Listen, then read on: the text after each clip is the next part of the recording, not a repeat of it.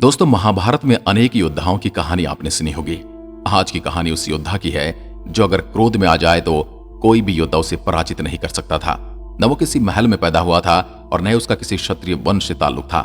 जिंदगी भर धर्म की राह पर चलने के बावजूद आखिर में उसने एक ऐसी गलती कर दी जिसकी वजह से उसे आज तक श्रापित जीवन जीना पड़ रहा है। वो आज भी अमर है और जंगलों में भटक रहा है। शरीर पर बड़े बड़े घाव लिए महाभारत के इस पात्र की कहानी रहस्यमयी और चौंकाने वाली है।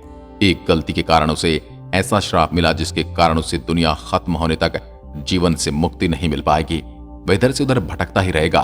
इस योद्धा को यह श्राप और किसी ने नहीं बल्कि स्वयं भगवान श्री कृष्ण ने दिया था। तो कौन थे ये योद्धा और किस वजह से उसे श्राप मिला था और क्या वाकई में वो आज भी जिंदा है?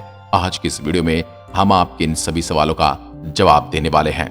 स्वयं भगवान शिव का अंश माने जाने वाले योद्धा और महाभारत युद्ध के बाद जीवित बचे योद्धाओं में एक जिसका नाम भी शामिल है, वो कोई और नहीं बल्कि द्रोण पुत्र अश्वत्थामा है, जिसे वेदव्यास ने आदि पर्व में क्रोध, यम, काम और शिवांश का अंश अवतार बताया था। इसी वजह से जब भी अश्वत्थामा को क्रोध आता था तब उसके अंदर का शिवांश सक्रिय हो जाता।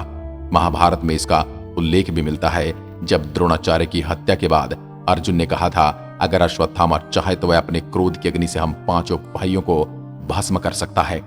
अश्वत्थामा के बारे में इतनी बात जानने के बाद आपके मन में सवाल जरूर आ रहा होगा कि अश्वत्थामा का नाम कैसे पड़ा। इसकी एक बड़ी रोचक कथा है। अश्वत्थामा ने जब जन्म लिया था तब उसने अश्व के समान घोर शब्द किया था। इसके बाद आकाशवाणी हुई कि यह बालक अश्वत्थामा के नाम से प्रसिद्ध होगा।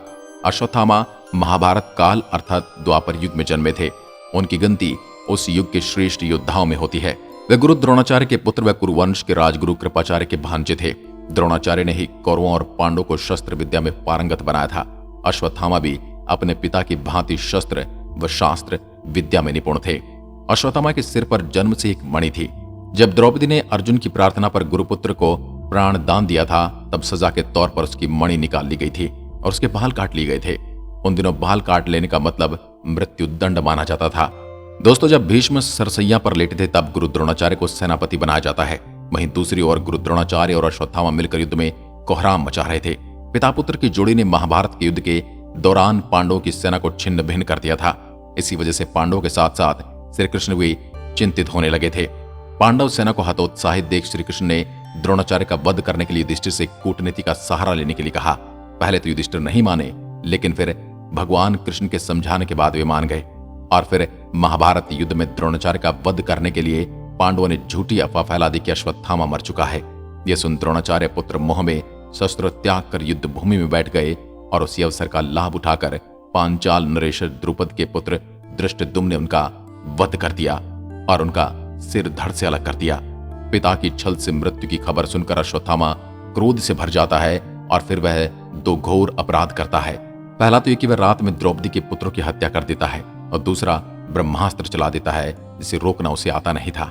ब्रह्मास्त्र को रोक पाने में असमर्थ होने के कारण वह उसे अर्जुन की पत्नी उत्तरा के गर्भ में उतार देता है, जिसके चलते उसके गर्भ में पल रहा पुत्र मारा जाता है, जिसका नाम परीक्षित था।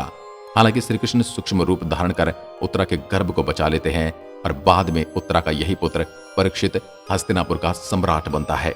अश्वत्थामा के इन पापों की वजह से श्री कृष्ण क्रोध में आकर पांडवों को उसका वध करने की सलाह देते हैं। वो कहते हैं कि कोई भी धर्मात्मा रात्रि में सोए हुए बालकों को नहीं मारता है और अश्वत्थामा ने धर्म के विरुद्ध आचरण करते हुए सोए हुए निरपराध बालकों की हत्या की है, इसलिए इसके मार दो और इसका कटा सर द्रौपदी के सामने रखकर अपनी प्रतिज्ञा पूरी करो। श्री कृष्ण के इन वचनों को सुनने के बाद भी अर्जुन को अपना गुरुपुत्र पर दया आ गई और उन्होंने अश्वत्थामा को जीवित ही शिविर में ले जाकर द्रौपदी के समक्ष खड़ा कर दिया। पशु की तरह बंधे हुए गुरुपुत्र को देखकर द्रौपदी ने कहा, हे आर्यपुत्र, एक गुरुपुत्र तथा ब्राह्मण है। ब्राह्मण सदा पूजनीय होता है और उसकी हत्या पाप है। आपने इनके पिता से इन अपूर्व शस्त्र शास्त्रों का ज्ञान प्राप्त किया है। पुत्र के रूप में आचार्य द्रोण ही आपके सम्मुख बंदी रूप में खड़े हैं। इनका वध करने से इनकी माता कृपि मेरी ही तरह पुत्र शोक में विलाप करेगी। पुत्र से विशेष मोह होने के कारण ही द्रोणाचार्य के साथ सती नहीं हुई। कृपि की आत्मा निरंतर मुझे कोसेगी। इनका वध करने से मेरे मृत पुत्र लौटकर तो नहीं आ सकते, अतः आप इन्हें मुक्त कर दीजिए। द्रौपदी के इन धर्मयुक्त वचनों को सुनकर सभी ने उनकी प्रशंसा की। तब श्री कृष्ण ने अर्जुन से कहा कि शास्त्रों के अनुसार ब्राह्मण का वध भी पाप है और अतताई को दंड न देना भी पाप है, अतः तुम वही करो जो उचित है। तब अर्जुन ने अश्वत्थामा को जीवन दान दे दिया और उसके माथे से मणि निकाल ली और उसके केश काट दिए। जैसा कि आपको पहले ही बता दिया कि उस काल में किसी के केश काटने का मतलब होता था मृत्युदंड। इसके बाद अश्वत्थामा को भगवान कृष्ण ने कलयुग के अंत तक उन्हें पृथ्वी पर भटकने का श्राप दिया। शिव महापुराण के अनुसार अश्वत्थामा आज भी जीवित है और वो गंगा के किनारे निवास करते हैं, किंतु उनका निवास कहाँ है ये कोई नहीं जानता।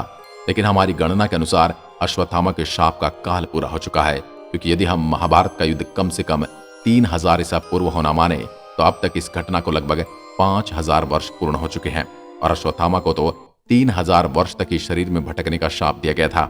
यह अलग बात है कि शाप से मुक्त होने के बाद भी अश्वत्थामा अपनी इच्छा से जीवित हों, क्योंकि इतने हजार वर्षों तक जिंदा रहने वाला सामान्य मनुष्य भी खुद की शक्ति से ही जिंदा रहना सीख जाता होगा, और वो तो अश्वत्थामा थे। वहीं कुछ कहानियों में यह वर्णन मिलता है कि कलयुग के अंत में जब कल की अवतार होगा तब अश्वत्थामा भी उनके साथ मिलकर पापियों का नाश करेंगे। इस कहानी पर आप कितना विश्वास करते हैं, हमें कमेंट करके जरूर बताएं। क्या आज भी अश्वत्थामा जीवित है या फिर ये कहानी और मनगढ़ंत कहानियों तक ही सीमित रह गई है? आज के लिए बस इतना ही। एक बार फिर मिलते हैं एक और ऐसे ही वीडियो के साथ। तब तक के लिए नमस्कार। जय हिंद, जय भारत।